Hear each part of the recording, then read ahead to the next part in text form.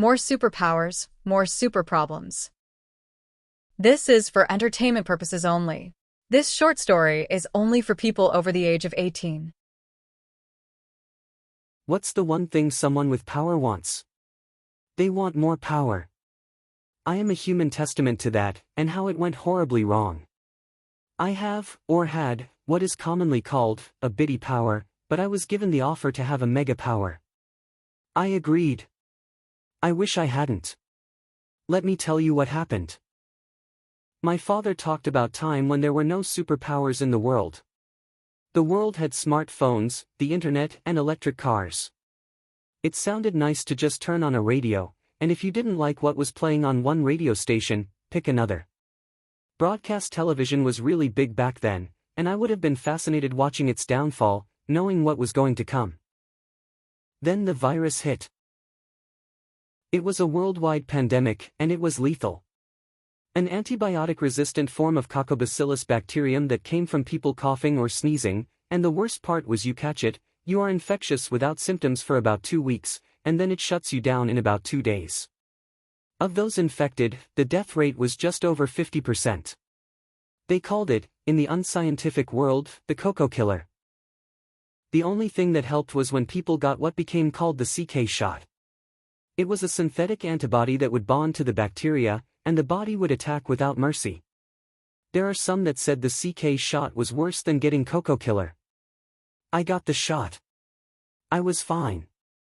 I was also quite young at the time. Worldwide population dropped by 1/3. Chaos from all those bodies went on for years. The CK shot worked. People stopped getting sick and dying.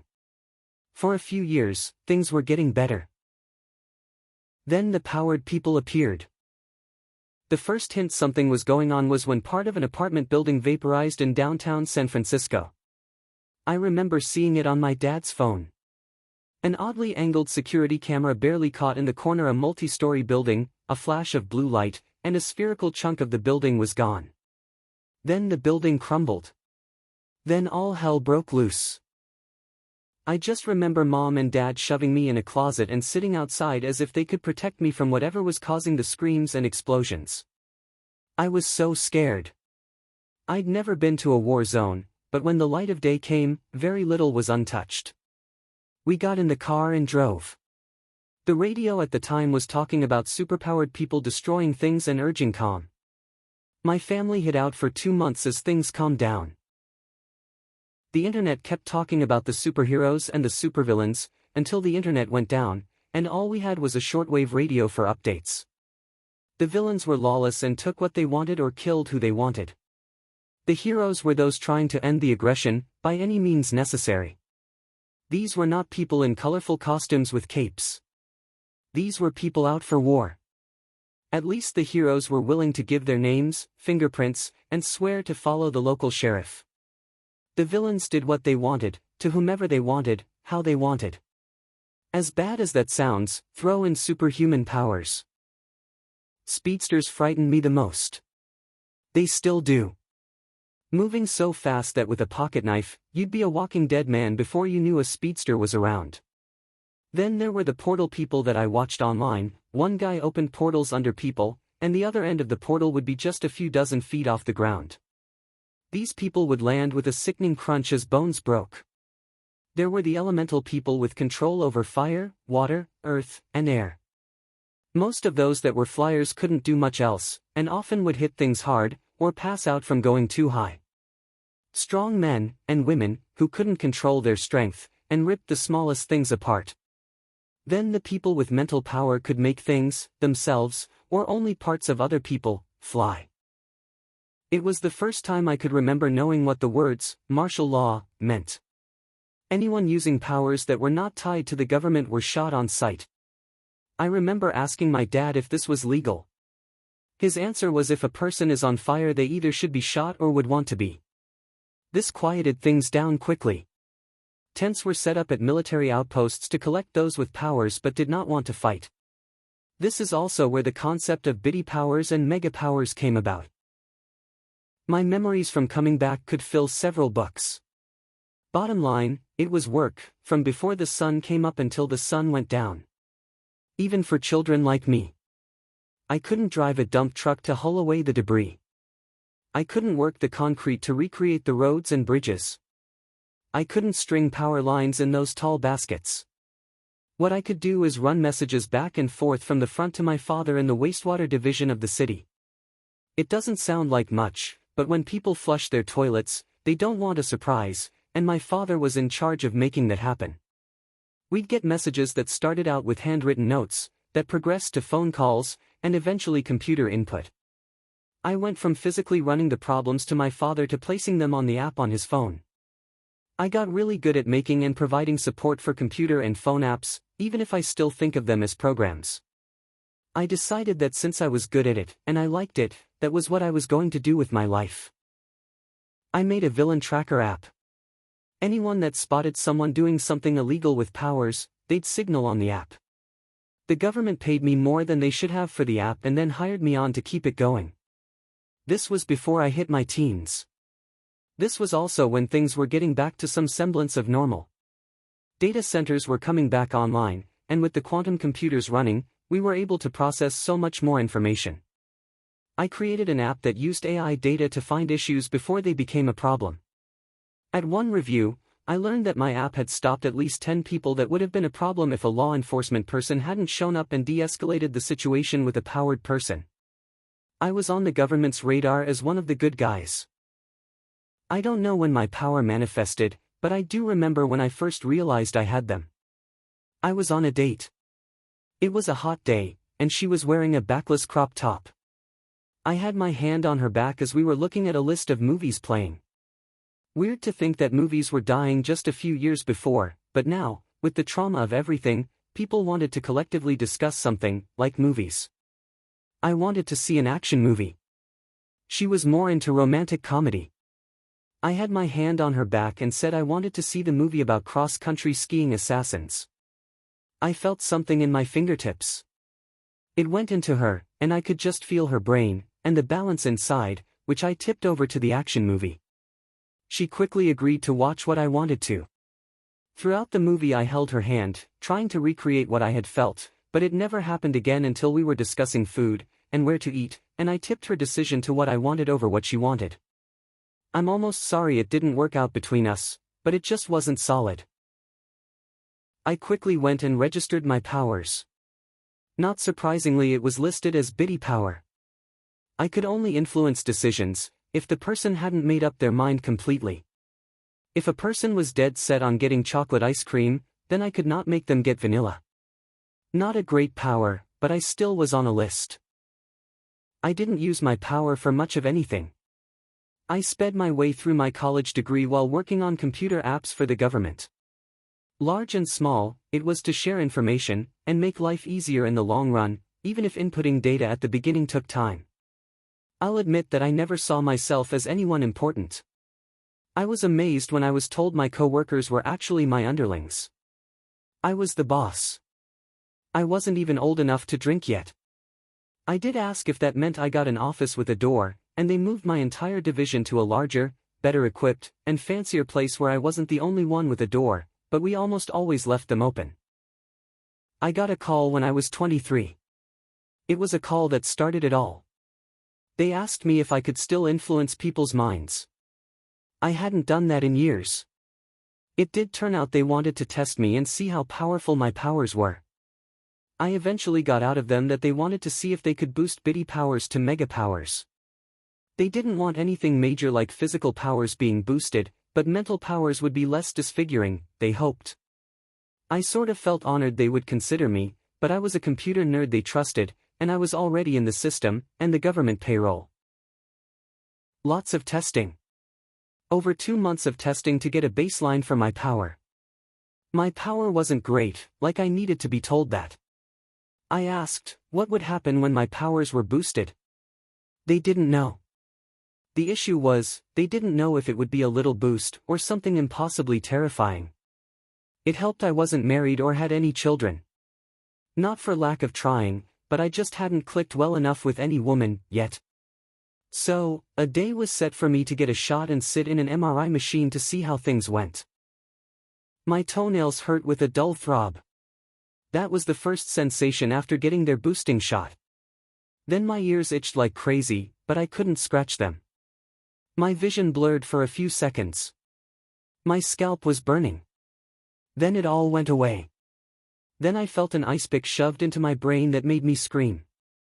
I don't think I passed out, but it was close. I heard murmurs of getting me out of the MRI and to the ER or progressing with the experiment.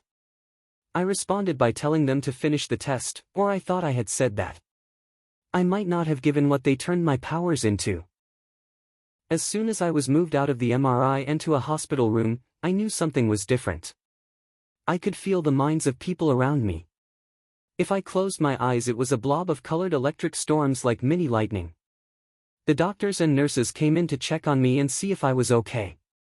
Since my powers were originally for making people decide one way or another, it was believed that was what would be elevated. Something like that. With a thought, 2 female nurses decided to start making out passionately. The doctor decided to ignore them. The 2 male orderlies decided that dropping and doing push-ups was a great idea. This was all what I was thinking should happen. I could influence a person's mind, without touching them, to make them decide to do whatever I wanted. I had them all decide to stop doing what they were doing. I should have made them decide to forget what had happened, but I knew what I was getting myself into. The people didn't freak out, since this was a possible outcome, but agreed to sedate me. I agreed too. I woke up days later, and the first thing I was told was I had indeed been elevated to mega power levels. This wasn't really a good thing. If there was even the slightest decision a person had to make, then I could influence that decision. No more influencing movies or dinner choices. It was now deciding if they took their next breath before dropping unconscious or if they wanted to wear clothes or not. It took me a second to realize my days of making computer apps were probably over. I could make a spy decide to work for our side. I could make a foreign diplomat decide to agree with all of our demands. I could make people decide to fight to the death for their country. The testing of my new powers took place in a very far-away laboratory. I'm pretty sure we were still in North America but surrounded by mountains and lots of trees. It was also very cold outside. I disliked the cold. I wasn't that way before the power boost. For some reason, now, I hate being cold, like it is something that I'm physically adverse to. I wore so many layers of clothes that I looked twice my size at that laboratory. This was noted as one of the side effects. I wondered if I could be relocated to Hawaii. I mentioned to the people testing me that if they had a sudden decision to move everything to a tropical climate, that was probably me messing with them. They took notes. I saw on my chart of test results one person wrote on there, frightening levels. My powers, or just power, had been elevated so much that people weren't sure what limit I had other than proximity. I had the power over every decision a person had. Not just one person, but people, multiple people. I had 20 soldiers on gym mats before me. I was asked to make them fall asleep. The soldiers didn't know this was going to happen. They just knew something was going to happen. Then they all decided to close their eyes and sleep. One guy was out cold but stayed on his feet for 10 seconds before falling face first onto the mat. Even sleeping, I had control over their minds to make them decide to wake up, stand at attention, do 10 jumping jacks, and then drop asleep again. I didn't say a word, but did what was written on an official-looking test procedure paper. Long-term tests were also conducted. There were the heavy drug users that decided to go cold turkey and never do drugs again. There were stick-thin women that decided they would bulk up with lots of muscles weightlifting at the gym, daily. I even had a guy decide to stop cheating on his wife, which wasn't an official test, but the wife asked me, and I agreed. There were other long-term tests, but I don't remember all of them. I'd been at that secluded laboratory for over a month when it first happened. I had a dream. In my dream I had all the sexy women at the base decide to seduce me. They wouldn't stop offering themselves to me until I had sex with them. In my dream this was also a BJ. I couldn't control my dreams then, but I only remembered fragments of my dream when I woke up. At the cafeteria that morning, I had 3 female soldiers sit very close to me, and the two closest were rubbing my legs, and then higher. Those three were extremely sexy, and soon they were all saying they wanted to take turns fucking me. I ran away and reported everything. It wasn't great. The person taking the report was one of the sexy nurses. I told her I was going to make her decide to stop wanting to seduce me, but she didn't seem to understand what I was talking about. When I did influence her, she realized what she had been doing, and quickly and professionally took my report, and then got the hell out of there. Once a night I had to take a pill, hopefully, to keep me from dreaming. It didn't work. I don't know why it didn't work, but I dreamed again. This time all sexy women on the base decided to not wear clothes, and everyone else decided this was perfectly reasonable. I woke up, remembering most of the dream, and finding about 1/3 of the women on the base was completely naked, not even shoes. Everyone else blew it off as nothing. I was about to fix things, maybe go onto the top of one of the towers, look down at the base, and make everyone decide to wear clothes again, but I didn't get that chance. As valuable as my powers now were, I was put to use. If I could see an area, I could make people decide whatever I wanted. Thankfully one of my tests showed that language wasn't an issue, but only intent. There was a large group of mega-power supervillains amassing in one small town. Reasons were unknown. I was part of the team to neutralize them, by any means necessary. The team were all mega-powers. We were all given code letters. Mine was D, and that was not my choice. Everyone was calling me Big D. My only consolation was a woman that was a teleporter was called O, so she was called the Big O. Two other mega powers were M, a strong man, and L, someone that could shoot energy blasts through his arms. I was the only one that opted for camouflage, while the rest of the powers were in colorful and tight costumes. I was not complaining that the Big O was in a skin-tight full-body blue spandex costume. She had a gun on her hip, but lots of tasers and extra batteries to go with them. We were trying to be non-lethal, but the soldiers had live rounds in their rifles, and I wasn't complaining. The town was quite small but not compact. There wasn't a good vantage point for me to see the whole town, since the city was in the middle, and houses radiated outwards for a few miles. I could sense people's minds all over. We set up outside of the town and surrounded it. The few ways in and out of the small city were soon blocked off, and that's when the rounding up of the villains started. They looked like normal people. They acted like normal people. There were lots of them saying they weren't doing anything wrong. They were complying. Don't hurt their families. It turned my stomach when children started coming out of the houses. Things were going as well as expected. There was calm, and talking was the main issue. Why were the villains in one city? What were they all doing there? How long until they tried to overthrow the country? I made the villains decide to tell the truth. None of the villains wanted to do anything to anyone. They all had a past they weren't proud of. Now they just wanted to live a life with their spouses and children, and not be considered villains anymore. Since most of the other cities would have had a problem with a villain in their city, they all came together, watching to make sure no one did anything stupid to ruin their good deal. Then I watched a 5-year-old girl trip on her own feet and fell, skinned her knee. Her mother went to help her, but a soldier stopped the mother, and the father, being the villain, went into protective mode. The father was a water controller.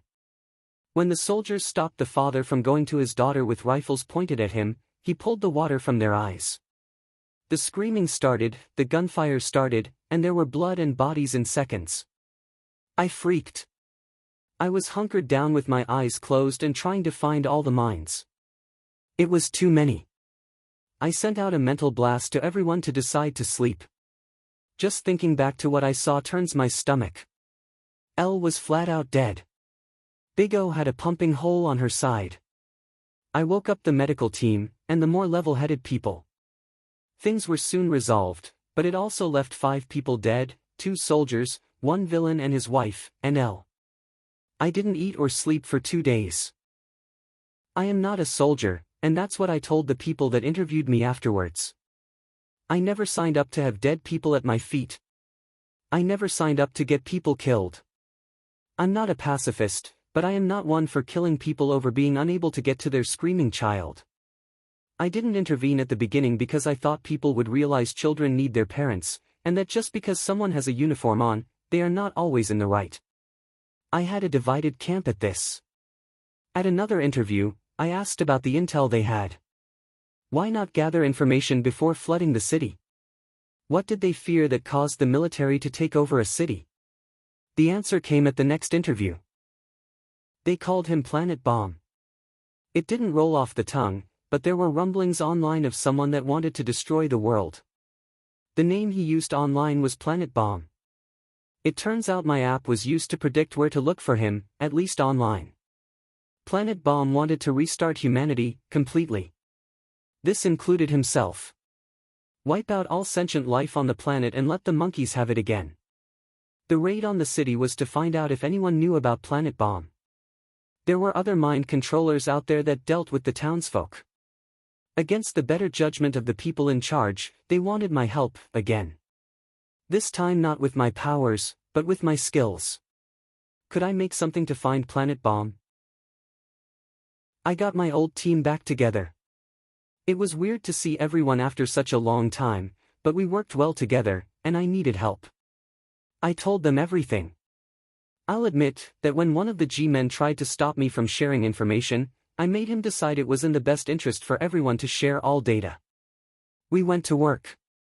Using the quantum computers, and AI collection sequences, and then ripping through everything, including what was on the dark web, we let the computers churn. 3 days before we got a thread. One person making a joke asking if Planet Bomb was a person or a thing. We pulled that thread. I don't even think that guy knew we had taken over his computer. 2 more days and we had a name, Adeline Berthold. The guy was classified as a super inventor. He was on the edge between bitty power and mega power, and someone put him in the bitty power pile. The reason why he was so hard to find was he had created machines to hide his tracks.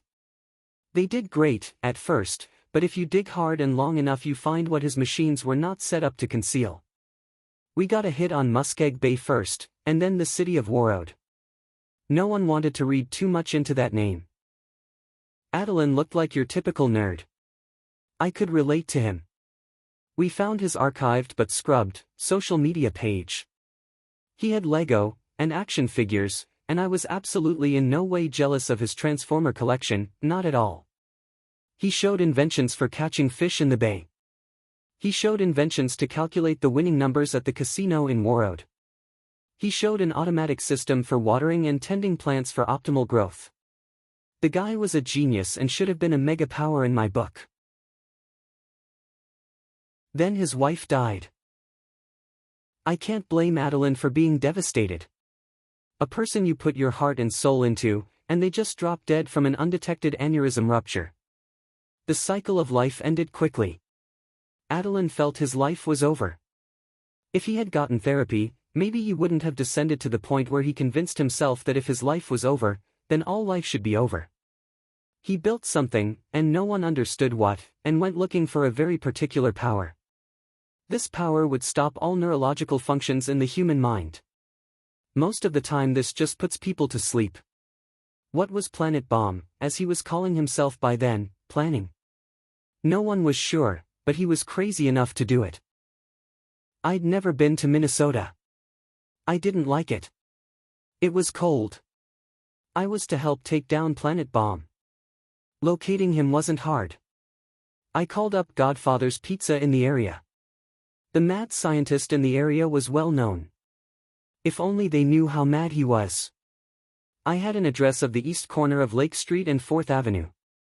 It looked like a nice house, close to the school, and littered with car parts and other discarded equipment. In the detached garage was where we were headed. Timing is everything.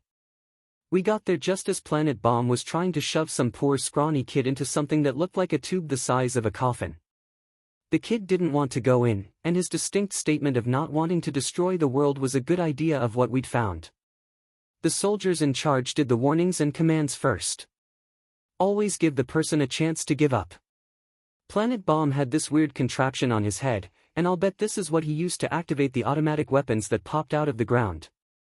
Gunfire erupted all around me. I was wearing a bullet-resistant vest, and I know I was hit at least once. It hurt, but I wasn't dead. I couldn't say the same about everyone else. I did what I had done before and pushed out the decision for everyone to sleep. The gunfire stopped because there was no movement, except for me, and I held very still. I wasn't the only one that was still awake. Planet Bomb was still awake. Whatever was on his head had shielded him from my mind. Unexpected, but Planet Bomb took advantage of the situation and picked up the kid to shove him into the tube. The guns went back underground, and that's when I rushed him. I'm not physically imposing, even if I've hit the gym every day since getting that boosting shot. I'm sorry, not sorry. I ripped the kid from Planet Bomb's hands and tossed the thin child to the grass. Planet Bomb realized what was going on immediately and tried to pull something from his belt. I hit him hard. I hurt my hand. I hit him in the jaw with my knee. This made Planet Bomb go down but left me off balance. Knee hits are not something they teach in self-defense for a reason. I stumbled back, and into the tube, which closed automatically. My toenails hurt as soon as the door closed. I was boosted. Lord help me and everyone else, I was boosted. My bitty power had been amped up to mega power, and that tube put me at what was later called supreme power. I couldn't see, but that wasn't important. I felt my mind spread out, so far out, further than the area, the city, and the state. I felt every mind, every person's mind, and with the slightest hint, all decisions were what was in my head. I could decide if the very synapses in a person's mind would fire. I didn't just command and control their thinking, but their very life, their soul. I could feel everything, and it was too much. I was glad to have enough wits to wake up the soldiers outside the tube before my mind overloaded and I passed out. Starbuck Island has one thing going for it. It is warm. For the first time in a long time, I could wear shorts and a t-shirt and not feel like I'd freeze to death. Other than that, the island sucks. When I was in the tube, after I had passed out, my mind was still active. Dreams I don't remember were being played out by the people around me. No one wants to tell me what happened, but I have heard there are several women that can't wear clothes anymore. I couldn't be around anyone, even asleep. So, someone, somewhere, made a deal with the Republic of Kiribati in the middle of the Pacific Ocean.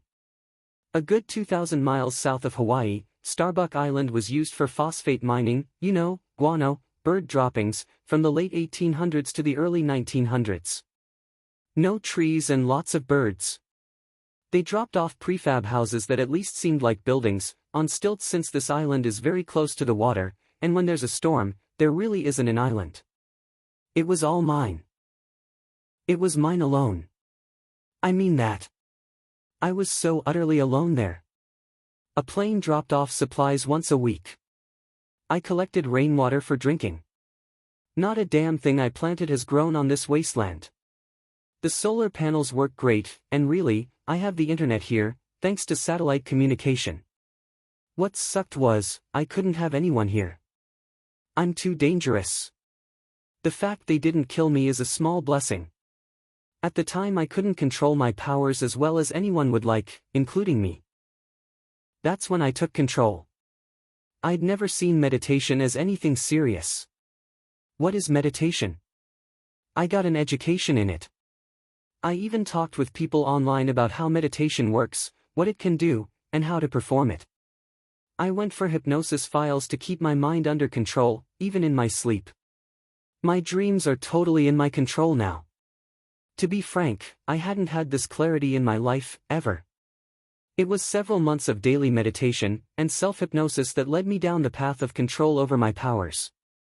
This was a good thing since I was about to be tested. A pleasure boat got too close to me, and we were talking hundreds of miles away, and I could feel their minds.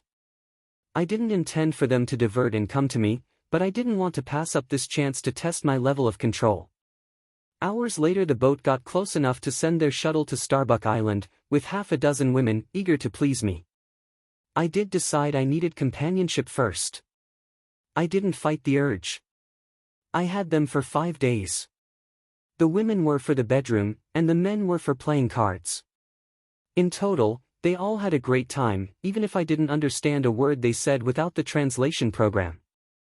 The cool thing was, with exposure to other people, I learned to control my powers. I did have massive control over their minds. I could feel them from hundreds of miles away, but I'd learned to control my dreams, and control my subconscious. When I sent them away, finally, I could feel their minds, but not once did my subconscious make them turn back. I reported this increase of control in my weekly reports. I was totally surprised one day when there was a knock on my door. The only reason I had the door closed was to keep the birds out. I opened the door and found the Big O standing there. Then she wasn't standing as she was kneeling before me, offering her mouth. She was wearing a micro bikini, and I could see the scar on her side. She was eager to please me. She even showed her increased musculature from daily weightlifting. She'd heard I liked women with above-average muscle tone.